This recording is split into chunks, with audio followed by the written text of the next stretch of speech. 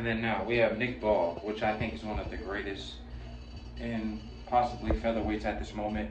The last one he fought, which was Raymond Ford, he's moving up to super featherweight, which was a very, very, very close fight. I watched it live, and I did call the fight live, and this just puts me in perspective. Are American fighters as good as we think? Because there's a lot of okay, Raymond Ford, obviously we know he's very, very good because he's tested himself.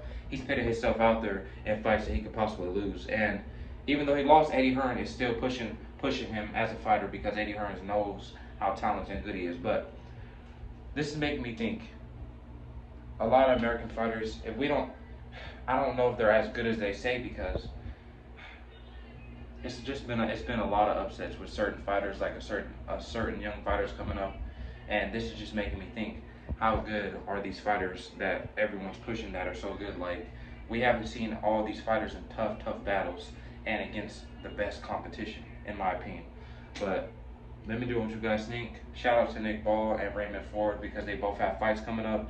Nick Ball is returning much more sooner, and hopefully we can get a rematch at Super Feather because Raymond Ford's at Super Feather and Nick Ball is going to move up to Super Feather.